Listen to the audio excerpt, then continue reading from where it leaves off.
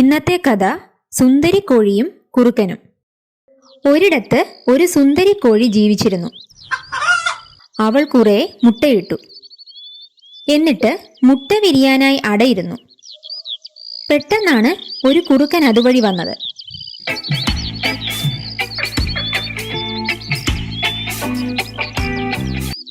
അവൻ സുന്ദരിയുടെ അടുത്തെത്തി. എന്നിട്ട് അവളുടെ നേരെ ഒരു ചാട്ടം. അപ്പോൾ ബുദ്ധിമതിയായ സുന്ദരി കുറുക്കനോട് ചോദിച്ചു, എന്നെ പിടിച്ചു തിന്നാനാണോ ചേട്ടൻ നിൽക്കുന്നത്? അല്ല, പിന്നെ ഒരു ചോദ്യം, എനിക്ക് വിശന്നിട്ട് വയ്യ.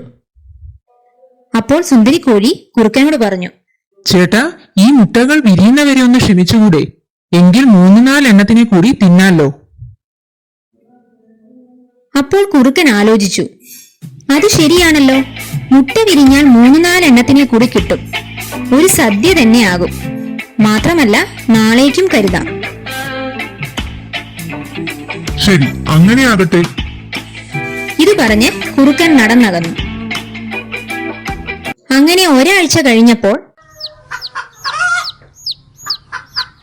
കുറുക്കൻ വീണ്ടും സുന്ദരിക്കോഴിയുടെ അടുത്തെത്തി. സുന്ദരി, നീ ഇങ്ങ് പുറത്തു വാ. നിന്റെ മുട്ടകളൊക്കെ വിരിഞ്ഞോ? കോഴി: ഓ, വിരിഞ്ഞു. ഞാൻ എന്റെ കുഞ്ഞുങ്ങളെ ഉറക്കുകയാണ്. ഉറക്കുകയാണെന്നോ? നല്ല കഥ. നീ ഇങ്ങോട്ട് ഇറങ്ങി വന്നില്ലെങ്കിൽ ഞാനിപ്പോ അങ്ങോട്ട് വന്ന് നിന്നെ തിന്നും. കുറുക്കൻ കോഴിയെ പേടിപ്പിച്ചു. അപ്പോൾ സുന്ദരിക്കോഴി പറഞ്ഞു, എടോ മരമണ്ടൻ കുറുക്ക, നീ എന്താ വിചാരിച്ചേ എന്റെ കുഞ്ഞുങ്ങളെ നിനക്ക് തരുമെന്നോ? ഞാനിപ്പോൾ കൂട്ടിനുള്ളിൽ സുരക്ഷിതയാണ്. പിന്നെ നീ പിടിക്കുന്ന കാര്യം, ഞാൻ ഒച്ചയിട്ടാൽ ഇപ്പോൾ വീട്ടുകാർ വന്ന് നിന്നെ തല്ലിക്കൊല്ലും. മാത്രമല്ല, കിട്ടൻ പട്ടി അപ്പുറത്തുണ്ട്. അവൻ നിന്നെ വെറുതെ വിടില്ല. ഇത് കേട്ട കുറുക്കൻ ഭയന്നുപോയി. അവൻ അവിടെ നിന്നും ഓടി രക്ഷപ്പെട്ടു.